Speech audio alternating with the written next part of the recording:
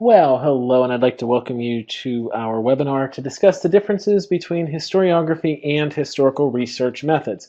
These are two very important courses within the graduate history program, as they are foundational to everything else that you will do within the program, while they are ultimately extremely important in having an understanding of your work as you move out into the discipline. It is within these two courses in which everything else that you will ultimately do both now and beyond is built upon, which means they are extremely important to have an understanding of both courses and also the difference that is present between each course. So as we begin, I thought it would be best to take a look at the course description of each course, and we'll start with historiography, discuss what it is, and then move to historical research methods.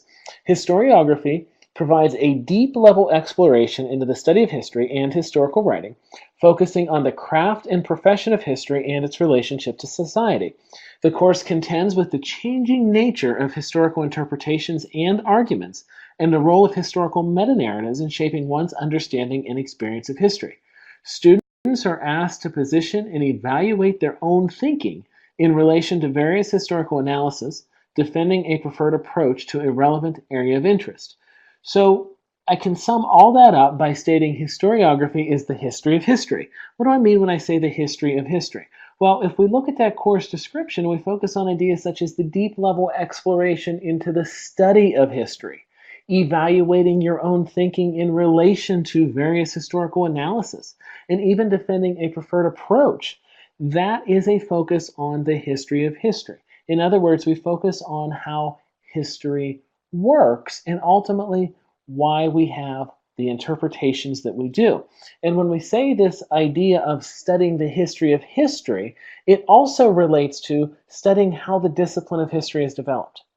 One key element to focus on within historiography is the fact that in historiography, we do not study historical topics or biographies of great people in history. In other words, we are not focused on the topic as it relates to what happened, and I'll provide an example of this in a second, but we are focusing more on how historians do history.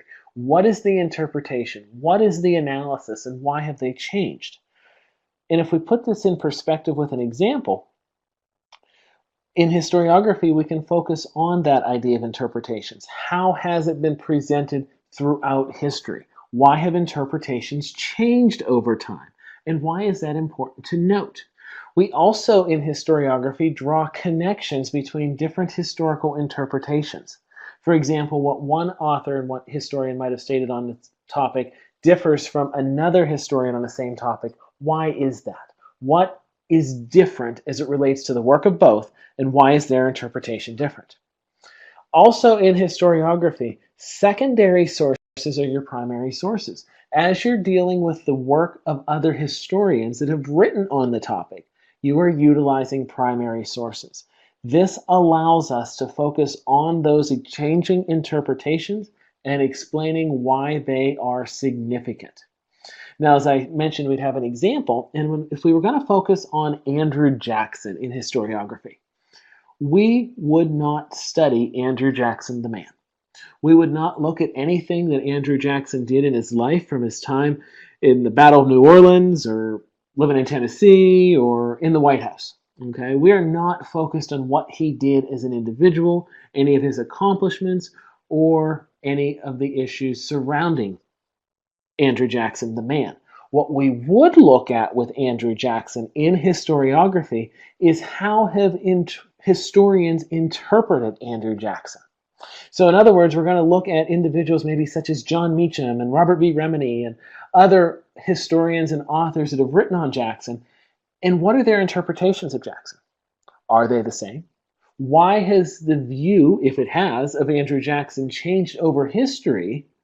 Changed. What's different? Do they have differing source bases, or are they writing from a different perspective? Whatever the case may be, as you can see, we're focusing on the interpretation of Jackson, not, as I referenced, Jackson the man. This is a research paper that you would write in historiography as it relates to these ideas and the overall interpretation of your topic. So again, historiography is focusing on the interpretation and why the interpretation has changed. And it's a research paper. Now, as we move to the second course that we're discussing tonight, which is Historical Research Methods, the course description states, historians use a wide variety of methods and approaches to the study, analysis, and evaluation of historical accounts and sources.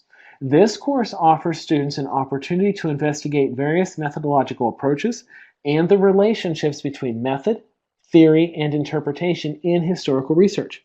Students will design an initial research proposal and articulate how a chosen methodology positions them appropriately to address the central issues and problems of their research.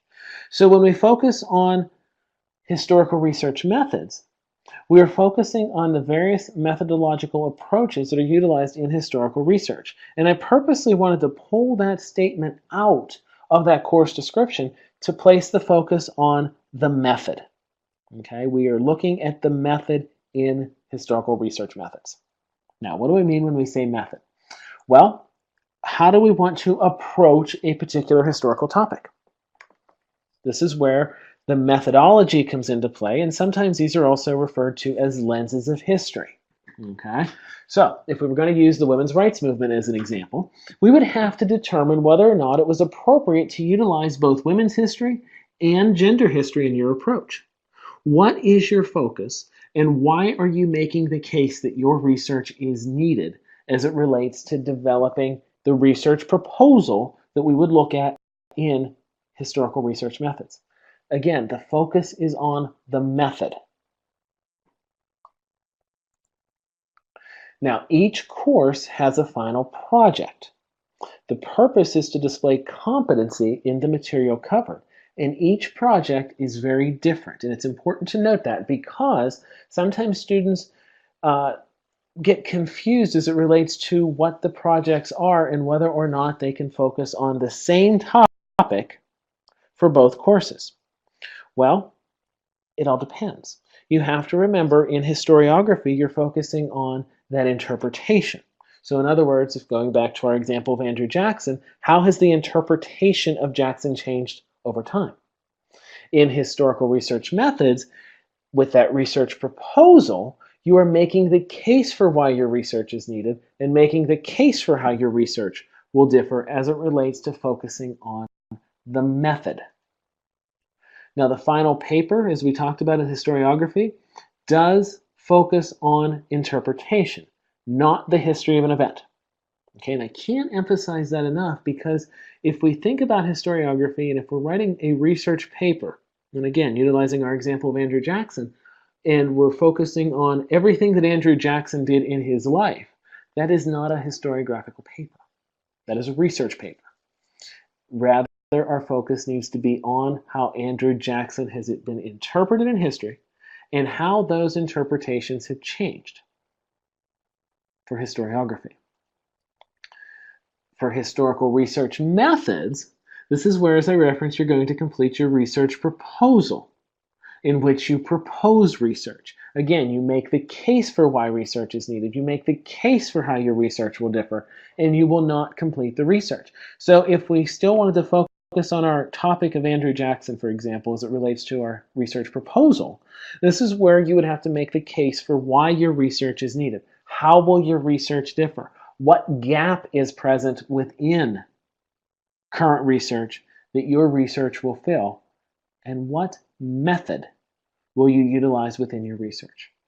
So two very, very important courses that are very distinct within their overall focus. And as I referenced, they also serve as that foundation upon which your graduate history program is built upon, and your overall career working within the discipline is also built on. That is one of the things that makes them so very important to understanding. So it is imperative that you understand the differences between these two courses. If you experience confusion, please visit with your instructor or post your questions in the learning community soon. It is vital that we clear up any confusion that you have, and we do want to help you. So if you have questions, again, don't hesitate to reach out. We are more than happy to assist in any way that we can.